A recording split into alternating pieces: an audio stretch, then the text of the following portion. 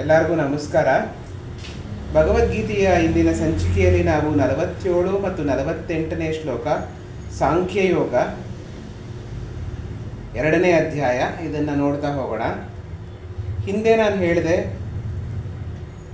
ಏನು ಅಂದರೆ, ನಾವು ಒಂದು ಕರ್ಮ ಫಲವನ್ನು ಇಟ್ಕೊಂಡು ಕೆಲಸ ಮಾಡಬಾರ್ದು, ಕರ್ಮವನ್ನು ಮಾಡಬಾರ್ದು. ಕರ್ಮ ಫಲವನ್ನು ಮನಸ್ಸಲ್ಲಿ ಇಟ್ಕೊಂಡು ಆ ನಿಟ್ಟಿನಲ್ಲಿ ಕೆಲಸ ಮಾಡಬಾರ್ದು. ನೀನು ಕೆಲಸ ಮಾಡಬೇಕಷ್ಟೇ. ಕರ್ಮಫಲವನ್ನು ದೇವ್ರಿಗೆ ಬಿಟ್ಬಿಡು. ನೀನು ಈ ಒಂದು ದಾರಿಯನ್ನು, ನಾನು ಮಾರ್ಗವನ್ನು ತೋರಿಸ್ತೀನಿ, ಆ ಮಾರ್ಗದಲ್ಲಿ ನೀನು ನಡೀತಾ ಹೋದರೆ ಆ ಫಲ ನಿಶ್ಚಿತವಾಗಿ ನಿನಗೆ ಬರುತ್ತೆ. ಬಟ್ ಆ ಫಲನೇ ಮನಸ್ಸಲ್ಲಿ ಇಟ್ಕೊಂಡು ಈ ದಾರಿಯನ್ನು ಕ್ರಮಿಸಬೇಡ ಅಂತ ಶ್ರೀಕೃಷ್ಣ ಅರ್ಜುನನಿಗೆ ಹೇಳ್ದ. ಅದನ್ನೇ ಮುಂದಿನ ಶ್ಲೋಕದಲ್ಲಿ 47ನೇ ಶ್ಲೋಕದಲ್ಲಿ ಹೇಳ್ತಾ ಹೋಗ್ತಾರೆ.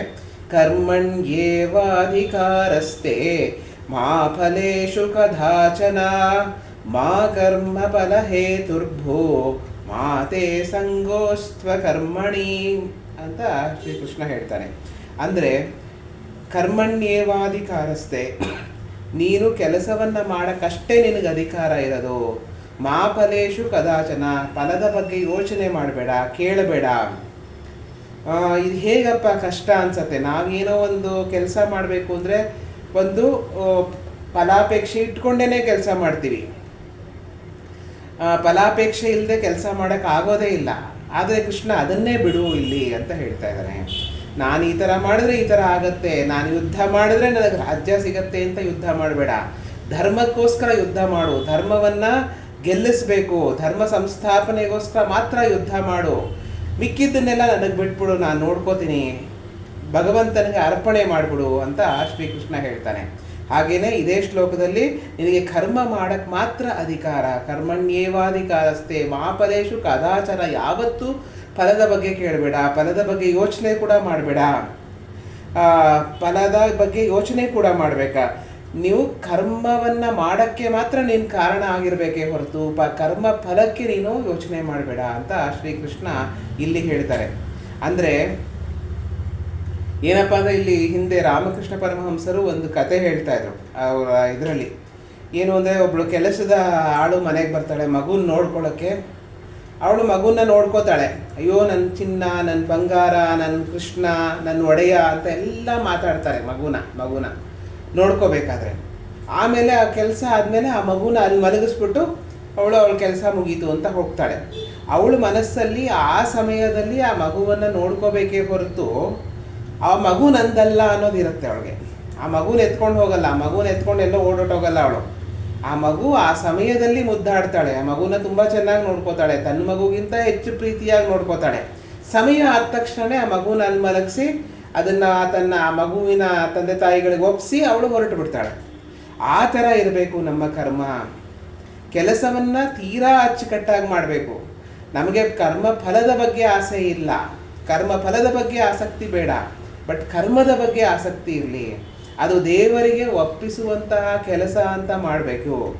ಯಾವ ರೀತಿಯಲ್ಲಿ ಒಂದು ಕೆಲಸದ ಹೆಣ್ಣುಮಗಳು ಬಂದು ಮನೆಯಲ್ಲಿ ಆ ಮಗುವನ್ನು ತನ್ನ ಮಗುಗಿಂತ ಹೆಚ್ಚಾಗಿ ಪ್ರೀತಿಯಾಗಿ ನೋಡಿಕೊಂಡು ಆ ಟೈಮ್ ಆದಮೇಲೆ ಆ ಮಗುನ ತನ್ನ ಒಡೆಯನಿಗೆ ಒಪ್ಪಿಸಿ, ಅವ್ರ ಮಗುವಿನ ತಂದೆ ತಾಯಿಗಳಿಗೆ ಪಾಲಕರಿಗೆ ಒಪ್ಪಿಸಿ ಅವಳು ಹೊರಟು ಬಿಡ್ತಾಳೆ. ಆಮೇಲೆ ಅವಳಿಗೆ ಅಟ್ಯಾಚ್ಮೆಂಟ್ ಇರಲ್ಲ. ಆ ಥರ ನೀನು ಕೆಲಸ ಮಾಡಬೇಕು ಅಂತ ಶ್ರೀಕೃಷ್ಣ ಹೇಳ್ತಾನೆ. ಅದನ್ನೇ 48ನೇ ಶ್ಲೋಕದಲ್ಲಿ ಶ್ರೀಕೃಷ್ಣ ಹೇಳ್ತಾನೆ. ಯೋಗಸ್ಥಃಕುರು ಕರ್ಮಾಣಿ ಸಂಘಂ ತ್ಯಕ್ತ್ವಾ ಧನಂಜಯ ಸಿದ್ಧ್ಯ ಸಿದ್ಧ್ಯೋ ಸಮೋ ಭೂತ್ವಾ ಸಮತ್ವಂ ಯೋಗ ಉಚ್ಯತೆ ಅಂತ ಶ್ರೀಕೃಷ್ಣ ಹೇಳ್ತಾನೆ.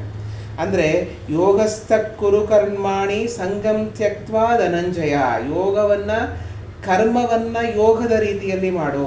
ಯೋಗ ಅಂದರೆ ಕರ್ಮ, ಕರ್ಮ ಅಂದರೆ ಯೋಗ ಅನ್ನೋ ರೀತಿಯಲ್ಲಿ ಮಾಡು. ಅಂದರೆ ಸಂಘಂ ತ್ಯಕ್ತ್ವ ಅಂದರೆ ಅದರ ಫಲವನ್ನು ತ್ಯಜಿಸ್ಬಿಡು, ಅದರ ಫಲದ ಬಗ್ಗೆ ಆಸಕ್ತಿ ಪಡಬೇಡ. ಮತ್ತು ಕರ್ಮವನ್ನು ಯೋಗದ ರೀತಿಯಲ್ಲಿ ಮಾಡು. ಯೋಗದ ರೀತಿಯಲ್ಲಿ ಅಂದರೆ ಅಚ್ಚುಕಟ್ಟಾಗಿ, ತುಂಬ ಶಿಸ್ತುಬದ್ಧವಾಗಿ, ತುಂಬ ಸಮಯ ಪರಿಪಾಲನೆ ಮಾಡಿಕೊಂಡು ನೀನು ಕೆಲಸವನ್ನು ಮಾಡಬೇಕು. ಒಬ್ಬ ಟೀಚರ್ ಅಥವಾ ಶಿಕ್ಷಕ ಪಾಠವನ್ನು ಮಾಡಬೇಕಾದ್ರೆ, ನಾನು ಮಾಡ್ತಾ ಇರೋ ಪಾಠ ನನ್ನ ಮಕ್ಕಳ ಥರ ಅಂತ ತಿಳ್ಕೊಂಡು ಎಲ್ಲ ಶಿಷ್ಯರು ನನ್ನ ಮಕ್ಕಳ ಥರ ಅಂದ್ಕೊಂಡು ಪಾಠವನ್ನು ಮಾಡಬೇಕು. ನನ್ನ ಮಕ್ಕಳೇ, ನನ್ನಲ್ಲಿರುವಂತಹ ಅತ್ಯುತ್ತಮವಾದ್ದನ್ನು ನನ್ನ ಶಿಷ್ಯನಿಗೆ ಕೊಡಬೇಕು ಅನ್ನೋ ರೀತಿಯಲ್ಲಿ ಕೆಲಸ ಮಾಡಬೇಕು. ಆದರೆ ಶಿಷ್ಯ ನನಗೆ ಆಮೇಲೆ ಈ ಥರ ಮಾಡಬೇಕು, ಅವನು ನನಗೆ ಈ ಥರ ಒಂದು ಗೌರವ ಕೊಡಬೇಕು, ಅಥವಾ ಅವನು ನನಗೆ ಬಂದು ಇಂಥ ದಕ್ಷಿಣೆ ಕೊಡಬೇಕು ಅಂತ ಮನಸ್ಸಿನಲ್ಲಿ ಅದನ್ನು ಇಟ್ಕೋಬಾರ್ದು. ಯಾವ ರೀತಿಯಲ್ಲಿ ಕೆಲಸ ಮಾಡಬೇಕು ಅಂದರೆ ಇದು ಯೋಗದ ರೀತಿಯಲ್ಲಿ ಇರಬೇಕು. ನಮಗೆ ಕೈಲಾಗಿದ್ದದ್ದನ್ನು ಅತ್ಯುತ್ತಮ ರೀತಿಯಲ್ಲಿ ಸಮಾಜಕ್ಕೆ ಕೊಡಬೇಕು ಅನ್ನೋ ರೀತಿಯಲ್ಲಿ ಕೆಲಸ ಮಾಡಬೇಕೇ ಹೊರತು ಅದರಿಂದ ನನಗೇನು ಸಿಗತ್ತೆ ಅನ್ನೋದನ್ನು ಯೋಚನೆ ಮಾಡಬಾರ್ದು. ಅದನ್ನೇ ಹೇಳ್ತಾನೆ, ಸಮತ್ವಂ ಯೋಗ ಉಚ್ಯತೆ. ಎಲ್ಲವನ್ನು ಸಮವಾಗಿ ನೋಡೋದೇ ಒಂದು ಯೋಗ. ಕರ್ಮವನ್ನು ಯೋಗ ರೀತಿಯಲ್ಲಿ ಮಾಡಬೇಕು. ಯೋಗ ಅಂದರೆ ಏನಪ್ಪ ಅಂದರೆ ಎಲ್ಲವನ್ನು ಸಮನಾಗಿ ನೋಡಬೇಕು. ಅದೇ ಹೇಳಿದೆ, ಒಬ್ಬ ಉಪಾಧ್ಯಾಯರು, ಶಿಕ್ಷಕರು ಮಕ್ಕಳಿಗೆ ಎಲ್ಲ ಜ್ಞಾನವನ್ನು ಕೊಡ್ತಾರೆ. ಆದರೆ ಕೆಲವರು ತುಂಬ ಉತ್ತಮ ದರ್ಜೆಯಲ್ಲಿ ಪಾಸ್ ಆಗ್ತಾರೆ, ರ್ಯಾಂಕ್ ಬರ್ತಾರೆ. ಅದೇ ಕ್ಲಾಸಿನಲ್ಲಿ ಅದೇ ಥರ ಪಾಠವನ್ನು ಕೇಳಿದವರು ಕೆಲವರು ಫೇಲ್ ಆಗಿಬಿಡ್ತಾರೆ. ಅದನ್ನು ಒಂದೇ ಸಮತ್ವಂ ಯೋಗ ಉಚ್ಯತೆ. ಎಲ್ಲರನ್ನೂ ಒಂದೇ ಥರ ನೋಡಬೇಕು, ಎಲ್ಲವನ್ನ ಒಂದೇ ಥರ ನೋಡಬೇಕು. ರ್ಯಾಂಕ್ ಬಂದವನು ಒಂದೇನೆ, ಇಲ್ಲಿ ಫೇಲ್ ಆಗಿರೋನು ಒಂದೇನೆ ಅನ್ನೋ ರೀತಿಯಲ್ಲಿ ನೀನು ಕೆಲಸವನ್ನು ಮಾಡಬೇಕು. ಅಂದರೆ ರ್ಯಾಂಕ್ ಬಂದವನು ನೋಡಿ ತುಂಬ ಹಿಗ್ಬಿಡೋದಲ್ಲ, ನಾನು ಕೆಲಸ ಮಾಡಿದೆ, ನಾನು ಮಾಡಿದ್ರಿಂದ ಅವನು ರ್ಯಾಂಕ್ ಬಂದ, ನಾನು ಮಾಡಿದ್ರಿಂದ ಅವನು ಫಸ್ಟ್ ಕ್ಲಾಸ್ ಬಂದ ಅನ್ನೋದಲ್ಲ. ಆ ಥರ ಅಂದರೆ ನೀವು ಮಾಡಿದ್ರಿಂದ ಫೇಲ್ ಆದ ಅನ್ನೋದು ತಗೋಬೇಕಾಗತ್ತೆ. ಅದರಿಂದ ನೆಗೆಟಿವ್ ಇದು ಬರುತ್ತೆ ಅಂತ ಶ್ರೀಕೃಷ್ಣ ಹೇಳ್ತಾನೆ. ಯೋಗ ಸಮತ್ವಂ ಯೋಗ ಉಚ್ಯತೆ. ಎಲ್ಲನೂ ಒಂದೇ ರೀತಿಯಲ್ಲಿ ನೋಡು. ಕೆಲವು ಶಿಷ್ಯರು ಅತ್ಯುತ್ತಮ ರೀತಿಯಲ್ಲಿ ಮಾಡ್ತಾರೆ, ತೇರ್ಗಡೆ ಹೊಂದುತ್ತಾರೆ, ಕೆಲವರು ಫೇಲು ಆಗ್ತಾರೆ. ಆದರೆ ನೀನು ಮಾಡೋ ಕೆಲಸ ಮಾತ್ರ ತುಂಬ ಅಚ್ಚುಕಟ್ಟಾಗಿರಬೇಕು. ಫೇಲ್ ಆಗಿರೋರನ್ನ ನೋಡಿ ನೀನು ಕೆಲಸವನ್ನು ಕಡಿಮೆ ಮಾಡಬೇಡ, ಪಾಸ್ ಆಗಿರೋರನ್ನ ನೋಡಿ ಅತಿ ಹೆಚ್ಚು ಸಂತೋಷ ಪಡಬೇಡ. ಎಲ್ಲವನ್ನು ಒಂದೇ ರೀತಿಯಲ್ಲಿ ನೋಡು ಅಂತ ಶ್ರೀಕೃಷ್ಣ ಇಲ್ಲಿ ಹೇಳ್ತಾನೆ. ಇಷ್ಟು ಹೇಳ್ತಾ ಈ 2 ಶ್ಲೋಕವನ್ನು ಇಲ್ಲಿಗೆ ನಿಲ್ಲಿಸೋಣ. ಎಲ್ಲರಿಗೂ ನಮಸ್ಕಾರ. ಮುಂದಿನ ಸಂಚಿಕೆಯಲ್ಲಿ ನಾಳೆ ಮತ್ತೆರಡು ಶ್ಲೋಕವನ್ನು ನೋಡೋಣ. ನಮಸ್ಕಾರ.